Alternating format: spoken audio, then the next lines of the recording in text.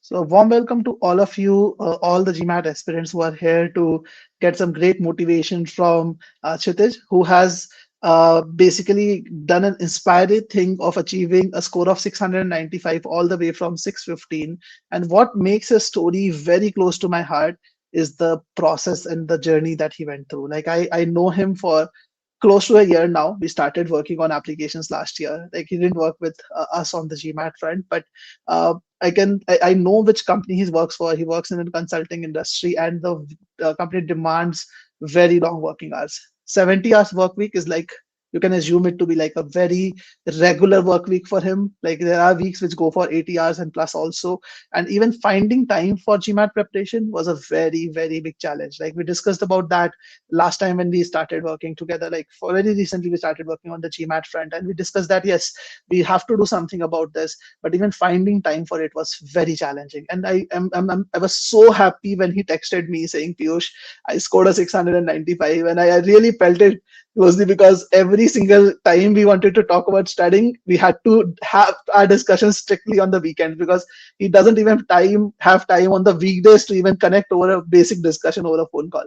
It was that hectic on his front. So today we're going to learn from him how he managed the entire work schedule and his GMAT schedule alongside, and maintained the motivation to study for a test as hectic as GMAT and achieve this kind of a great improvement. So without any further ado, I would invite Kshitij on the stage here.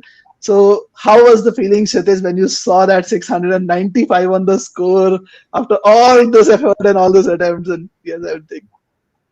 Yeah, definitely, Piyush. I mean, as you rightly mentioned, it has been a long journey. I mean, starting from last year, like when I first thought that I should start, trying try for GMAT. I I I, I got into the thing, started studying and stuff. In the way, got introduced to you. Obviously, I wasn't taking, I wasn't part of the GMAT club GMAT Viz in general, but uh, but still we connected over admissions. But yeah, my score wasn't that great, and back of my mind, I always felt that something. Uh, something needs to be done to make it better. I always felt that I'm still missing on like maybe one to two things. If I just correct them, likely my score could improve. But given the nature of like the job I am in, and the work demand is there, it was difficult finding time and finding motivation. But yeah, I think with your guidance as well, and with the right guidance, I would say, it was such a great feeling after a while, and finally I could say that I don't need to give GMAT anymore now. So it was Oh, such a yeah. great feeling. That's the biggest relief, basically, that we are at a score where we don't have to look back at this and don't kill our weekends. Which we ideally want to rest, right? After 70, 80-hour work weeks, you would want to kind of have some kind of respite on the weekends, and not having Correct, that is a pain. Yeah. So correct. just tell us about, well, tell the people about more about you. What is that you do? Just introduce yourself quickly to the users who don't know you. Obviously, I know you, but yeah, they don't. So yeah. Yeah, definitely. So hey guys, so I've done my engineering. I did my engineering in computer science. Post which I joined consulting in Gurgaon. I'm working in Gurgaon, and it's been 6 years, more than 6 years now, that I've been working. And like last year was a time when I thought that now something has to be done about my career.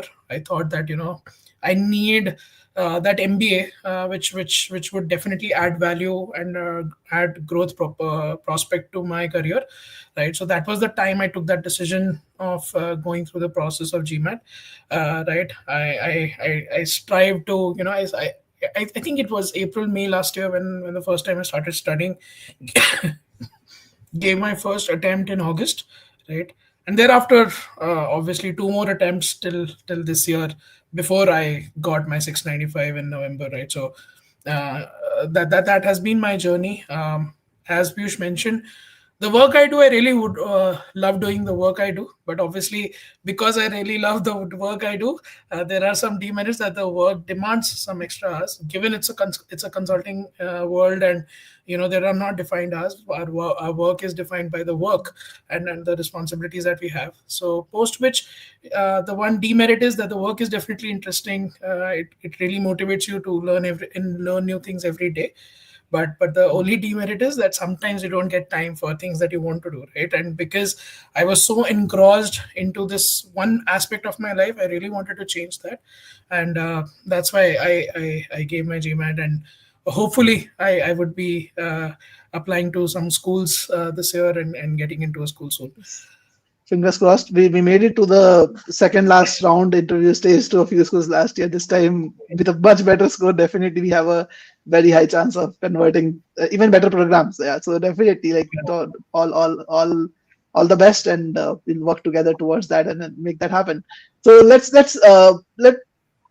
us understand what was the process. Like again, saying 70-hour work week, 80-hour works is easy.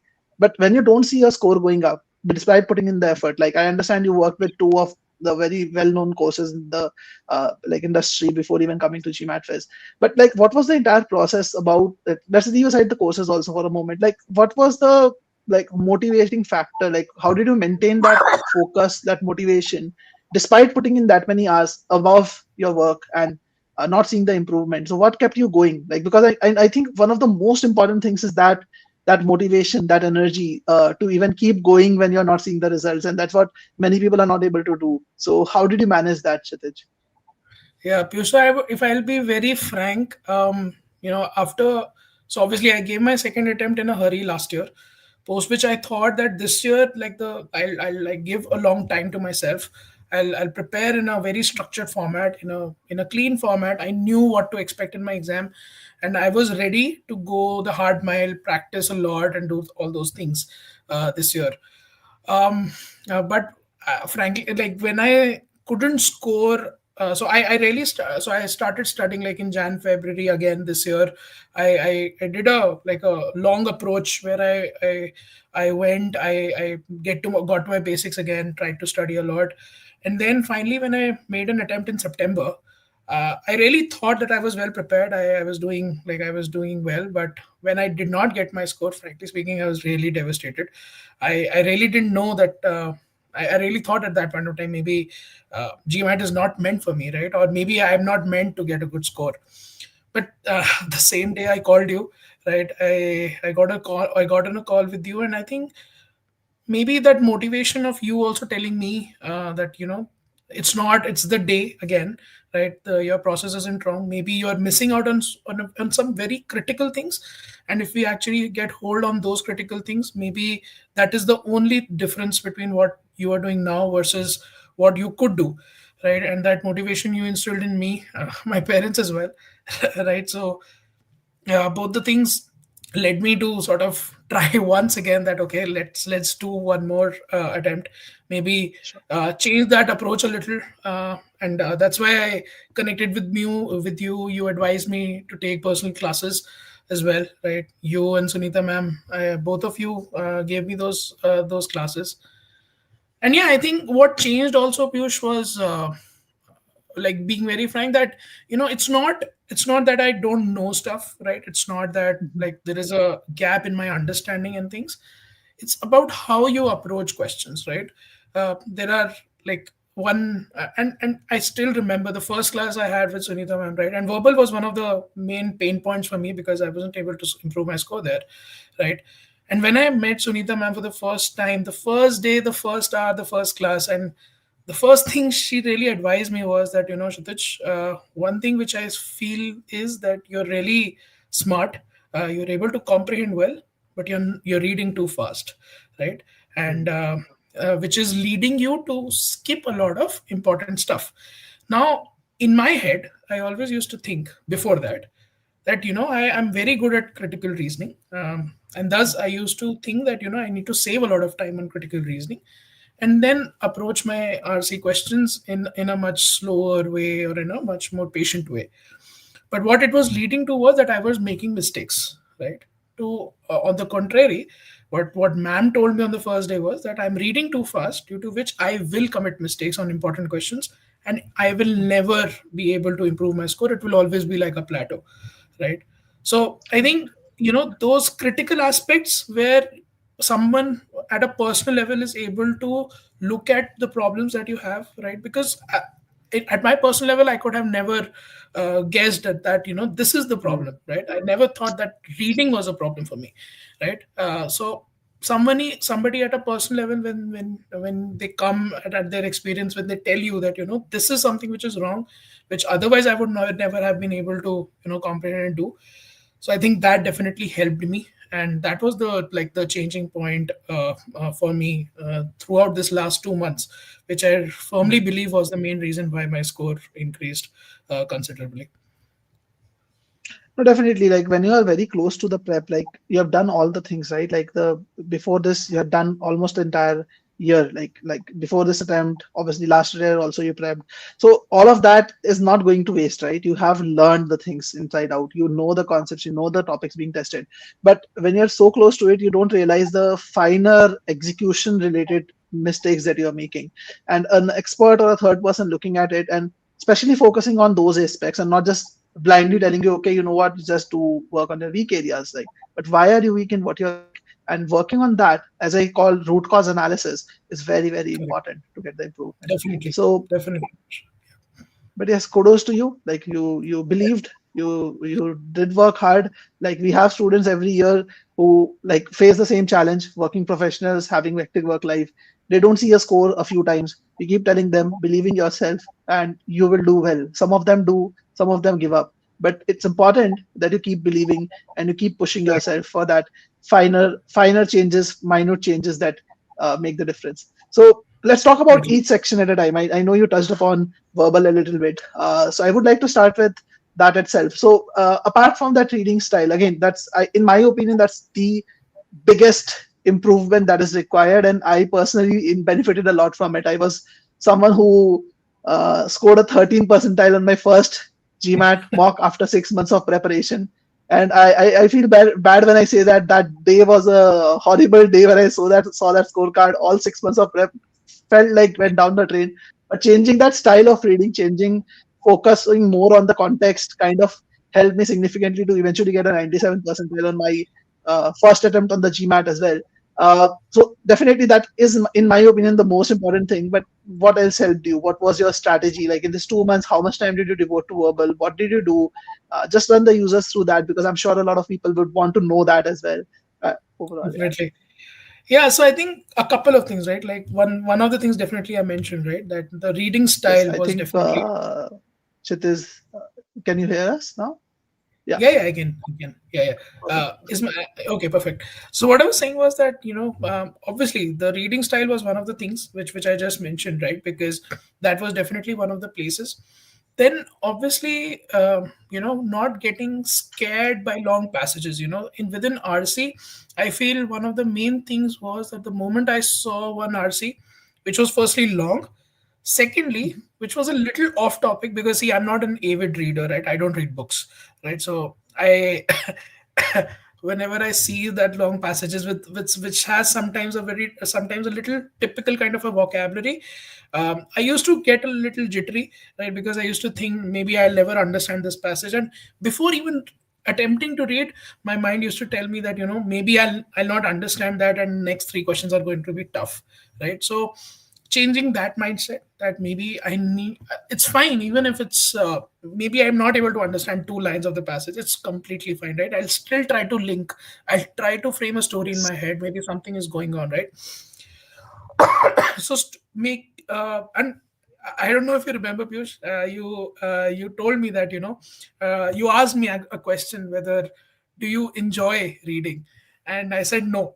So you said start enjoying, right? And that would be the difference, right? So I think same, right? Because when you go into and you start reading, there are instances when sometimes you don't understand something right away, right?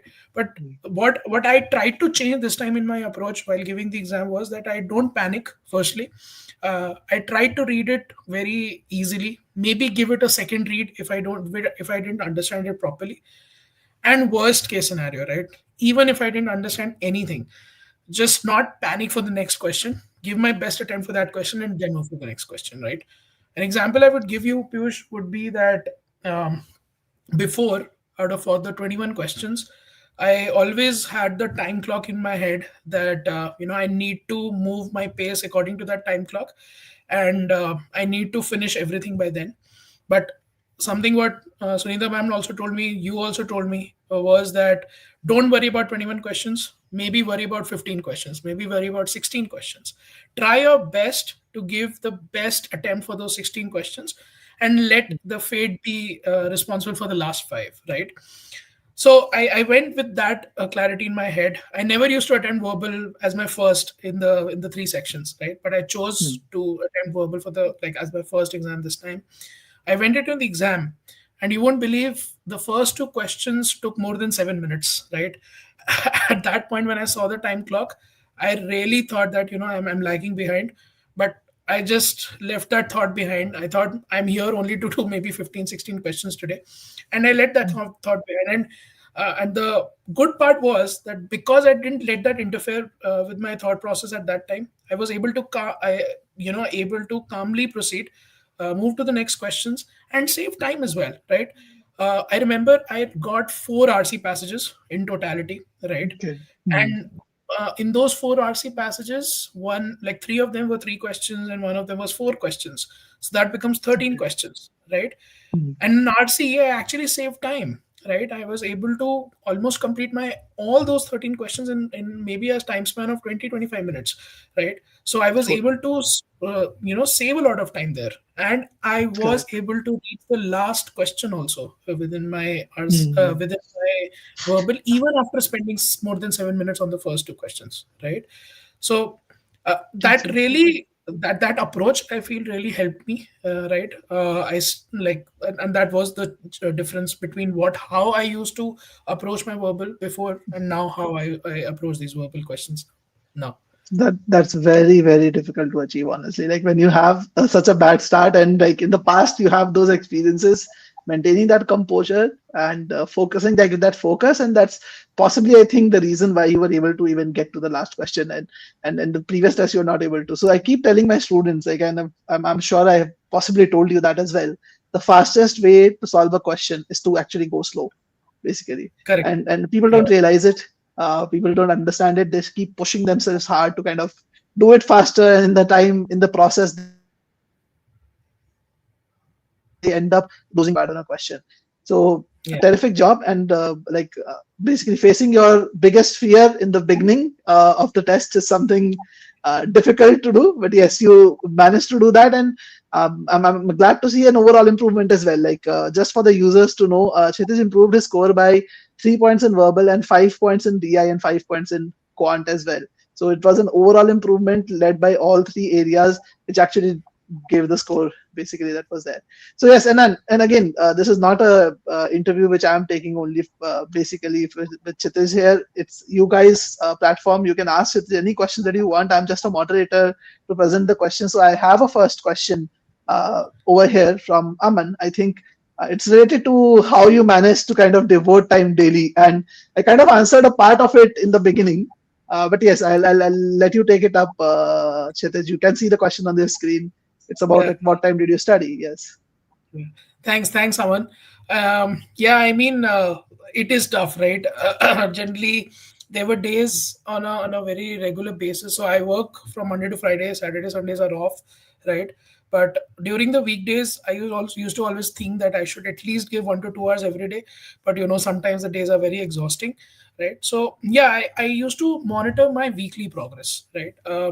There were weekdays when I was able to find some good time, right? So that made my weekends a little easier. But yeah, there were weekdays when the things were tough at office, right? I could not spare time. I was completely exhausted by the end of the day, and I didn't want to waste time just by opening a book, right, and just solving for the sake of it, right? So I rather preferred sleeping on that day. And uh, track my week in a way that if in case I'm not able to achieve those many hours during the week, I'll compensate for it during the weekend, right? So then I made a sacrifice of maybe not meeting my friends that particular weekend, rescheduling that for maybe the next weekend. But yeah, try to compensate for that weekday loss in the weekends, and try to compensate it overall. So yeah, and I am not a morning person, right? It is like I cannot wake up early. My dad keeps on telling me to wake up early, but I can't. So my study time was always after completing the work, after like 10, 11, 1 to 2 hours if I could. But if I did not like put a lot of pressure on myself. I tried to compensate it over the weekend. Well, that's a very nice strategy, in fact, if you have, like, especially in consulting, when you don't know when your day ends, really. So Correct. that's when basically the best thing to do is, like, at least on the weekends you can study. And I remember the second week, I think, when we started our prep, I literally scolded Kshitij that you have not given enough time this week. I want you to be giving more time. You only have the weekend, so make sure that you're actually giving more time. But it's good that you're able to understand that, okay, weekdays are difficult. We work on the weekends, and if one week is something where I'm lagging, you pull in more effort in the next week. And just for everyone's knowledge, he worked with us for 2 months. In this 2 months, he also did not, like, have his health on his side the entire time. There was a week and a half or around 2 weeks that also went off because of that, and there were no holidays which were available either. But despite all of that, like, achieving that improvement, it is great, great improvement. So definitely, all thanks to the planning, the effort that you put in. Definitely a good job there. So let's talk about the next question, Kshitij. I think, like, let's move to DI. I thought of talking about Quant first, but since Divya is asking a question around how you approach DI, so let's start with that, and then also let's talk about her second question, which is the number of questions you attempted. But yes, what changed about DI? So your DI improved from all the way from I have 78 to a 83. A great jump, like 5 points. Seems too small there, but in terms of percentile, that was more than 30, almost like 25, 30 percentile jump in the score. So what Yeah, changed in DI? What was the approach that you followed, and what led to the jump? yeah. So thanks Divya for the question also. And I would say two to three things in DI also that I thought that I changed this time compared to what I used to do last time. So I would frankly say that DI was one of those sections which I enjoy, right? Because again, being in consulting, being in analytics, I love graphs, right? So for me, I like it's like literally a cakewalk, right? So that's why I don't need to put a lot of pressure. So firstly, I attempted DI to be the last section, right? Because that requires the least attention amongst the three, right? And that's why I attempted it in the last. Now within DI, what I thought was that things like graphs, things like table analysis, those are some things which I knew that that they are good for me and I can really work well there. Where I thought that maybe I was lagging, where I could improve score, and which I told Piyush also, was the data sufficiency, right? And the MTA, right? Now the thing is that within data sufficiency, what Piyush told me was that see, the thing is that within data sufficiency, my generic approach was brute force, right? That whenever I used to see the question, the first thing was that I used to simply start eliminating my options and go by brute force in most of the questions, right? And generally the questions are word problems, right? They are generally related to word problems. So I used to think that applying a brute force would be a better approach. But I still remember that one of the things that Piyush told me was that one thing is stamina, right? That if you are attempting any exam, you need to have stamina, and to save on that stamina, you don't need to apply that much effort on every question, right? So that's why you need to have a strategized approach for a few questions where maybe you can save time, save effort, so that if required you need to put brute force, you can apply it on different other questions, right? So sorry. So within data So you want to sufficiency, have that a glass of water? Feel free to. Yeah. no, it's fine, completely fine.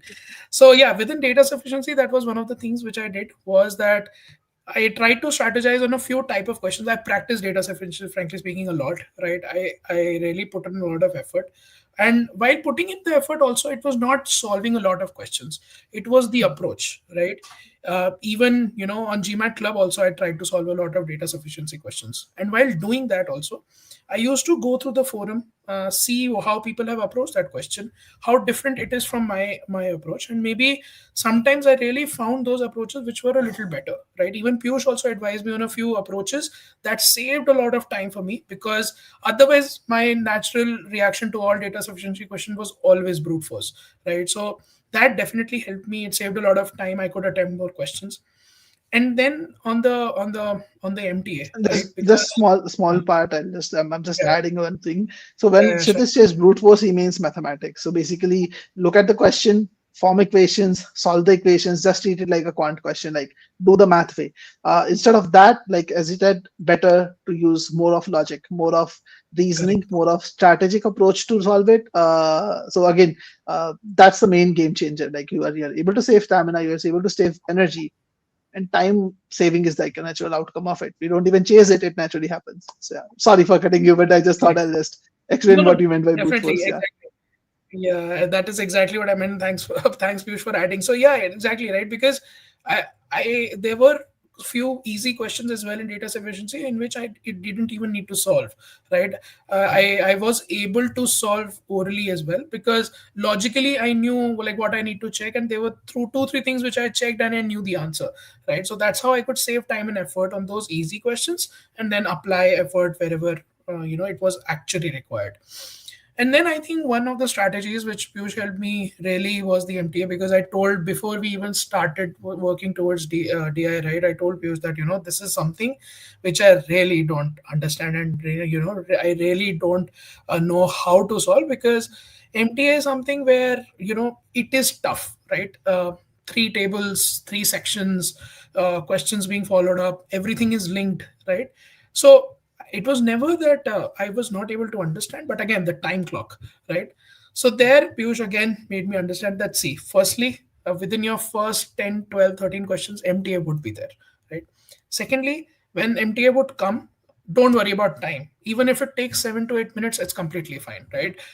Think about that. This question is like an RC passage, right? You have Mhm. sections. You need to read each part, link the story, get the story done, go back and treat every question like an inference question, right?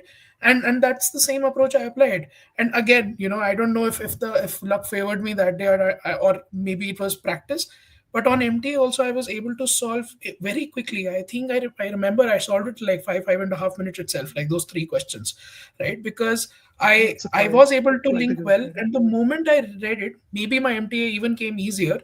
I went into the question, and I, frankly speaking, didn't even need to go back and solve it, because I just wrote a few numbers with me, and literally those questions itself came in the question itself, right? So I saved a lot of time. Again, maybe it's just how you think about the questions. I didn't panic. I didn't panic that okay, it will take time. I said okay, even if it takes time, I have to solve it, right? I don't have any other option, right? So I didn't panic. I dealt it like a normal question, and yeah, I was able to solve it in a good amount of time and save a lot of time as well. So yeah, for users, MTA, like another name for MSR, you generally hear MSR more often. So the main thing, as Kshitij said, was top-heavy investment. You invest more time in the beginning, you infer, and as he said, he found out some numbers, drew the inferences before even looking at the questions, and those things were asked in the question. So good thing about inferring is a lot of people think that okay, what if I am doing some inferring which is not even required for a question? But with the GMAT, if you're inferring something, in 80 to 90% of the cases, those are tested in the test because they are testing on inference as the key skill. And even if it is not tested, let's say there's 10, 20% cases, very clearly the numbers are in favor of you inferring still, because if it is tested in 80, 90% cases, you should still do inferring every single time. But even in those 10, 20% cases where those are not tested directly, that inference makes you more comfortable with the question stem and helps you save time still with the question. Correct? Yeah, So, right, correct, definitely, Piyush. good then. So let's talk about I will get to Quant. I want to get to Quant, but two questions. So Divya's last question was how many questions were you able to get to in the final attempt on the DI? So yeah, Yeah, I think I was left with two. Divya, so I think I was left with two questions where I just I just took a wild guess. I checked later, both of them were incorrect. So yeah. okay. So 18 is So what you got to. Yeah, 18 is a big number, right? Yeah, very good number. Okay, let's take up Abhinav's question and then we will go to Quant as well. So he said he congratulates you and then yeah, he is asking the main question: what helped you stay composed on the desk day? yeah, I think Abhinav, thanks for the question. I think what helped me was that I sort of thought this to be my last attempt, right?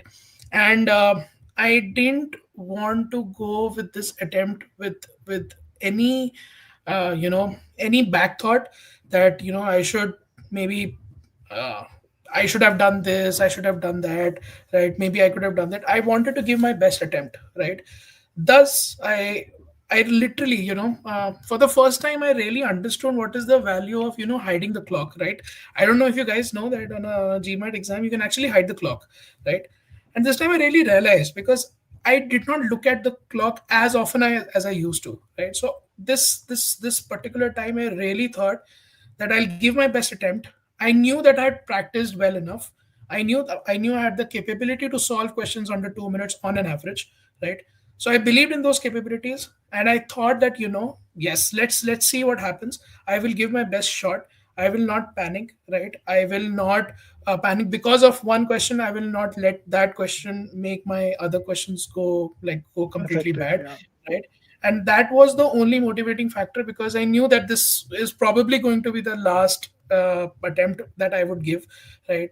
And yeah, I think I really went ahead with that approach. I really did not think a lot that I should get this score, I should get that score. My only objective was to maybe prove myself that I need to really uh, prove myself that I can do good in an exam like GMAT, because I always feel GMAT is a very funny exam.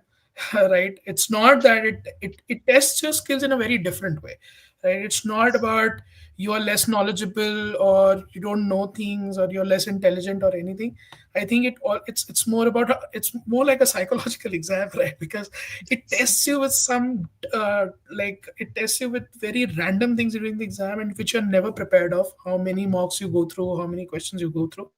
But yeah, I think you just need to be prepared that okay, I know something is wrong is going to come, but that's fine. I'll deal with it and I'll just move ahead of it. I'll not panic because of one thing which went wrong for me, right? I remember within DI, for the first time in my life, I got I think it was a data sufficiency question which had no maths, right? It was Mm, completely verbal, right? And mm. I'd not seen a total verbal data sufficiency question before, right? And I was like, how to solve this? I could not understand the question for the first time. But again, I thought that maybe this is like a new question. It's like a new problem at my office, right? I need to solve it, right? And I just went ahead with it, and yeah, I think it worked for me. Mm. And that's a very good point. I actually keep telling my students that when you face challenges in office, when you change challenges at work, you do well on those challenges, right? You take them as a battle that you have to win, and you fight in a positive way. And you face a challenge in the GMAT, which is in my opinion, a smaller challenge compared to the real life challenges that you're facing at office. Why do you panic? Like when I work, like recently, I worked with a student, still working with him on the applications. And he has been my GMAT student. Like he scored a 625 in his last attempt, and I know he is very capable of getting to 675 or more.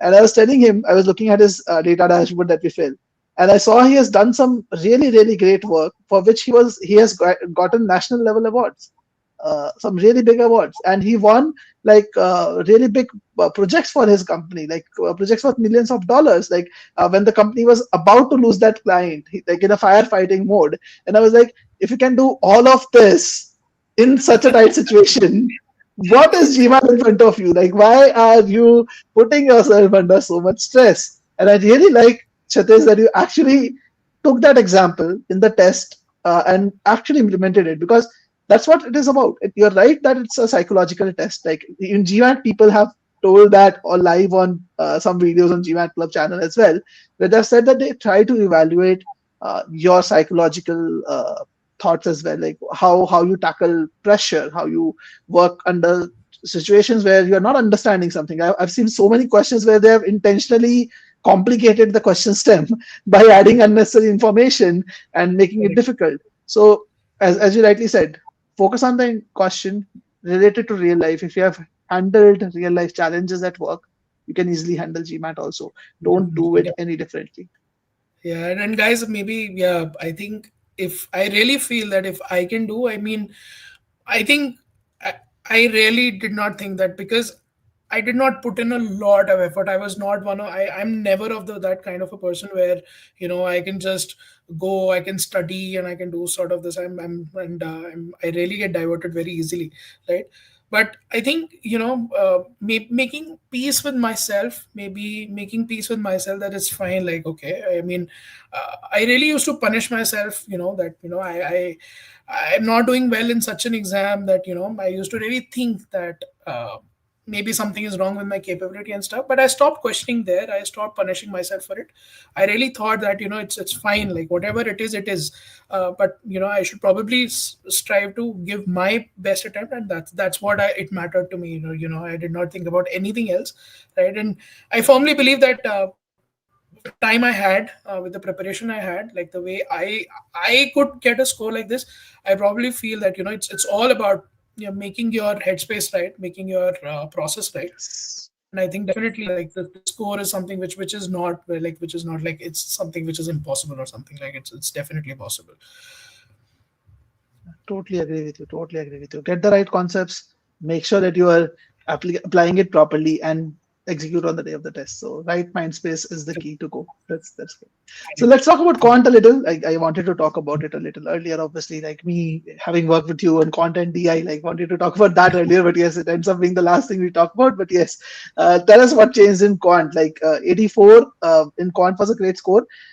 89 in Quant is an amazing score. Like close to the perfect score. So, what worked in Quant for you? What changed in Quant and got you to the score? Yeah, I think probably I would say the best case was, so again, I think I would take some example for what I mentioned for DI as well, right? When I spoke to Piyush within Quant was the only section where I used to feel I'm like the most confident because being an engineer have done these maths questions, right?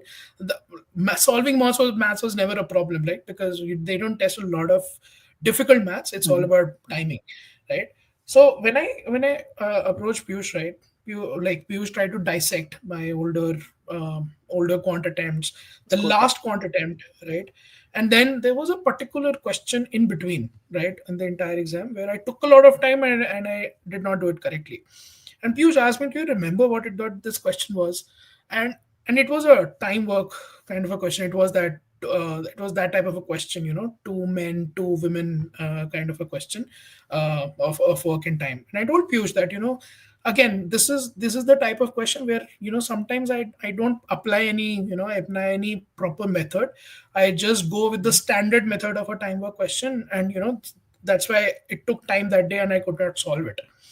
So that was one of the topics. Then I when I was working with Piyush on the first day, we did not actually study anything specific. We literally tried to understand what are those concepts where I'm taking some not methodical approach, a non-methodical methodical approach versus a methodical approach, right?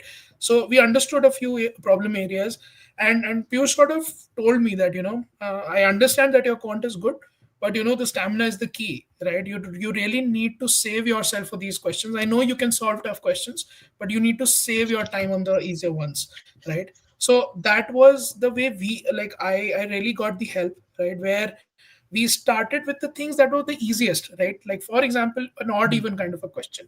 I know I can solve an odd even question, but Piyush told me a method to solve it in a much easier and a much simpler way, right? Like for example, compound interest questions, right? I know I can solve them, but again, a methodical approach, a very easy approach, right, to make you solve it so quickly that you have time left for the tough ones, right? So uh, those key areas where we felt that, or and Piyush felt that, he could help me save time. He really helped me identify those.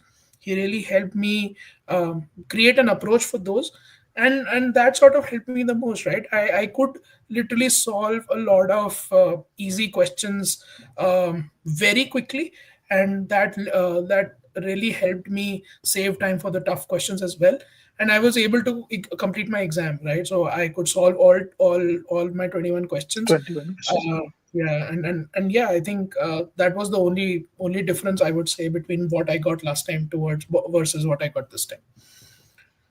Yeah, because when you go near perfection in quant, like 84 is a score which already is a great score. But when you really want to look at a 88, 89, 90, those kind of scores, you have to be perfect. You cannot afford to make mistakes, unnecessary Correct. mistakes at all. And that for that to happen, it's not just your weaker areas that you have to work on. You have to also work on your stronger areas and like gain that additional advantage. So I always say that like GMAT is a game of strategy. You need to understand how to pin the game, like understand what's the best thing to you for you, and spend time on that. So that strategy is Correct. where people go wrong.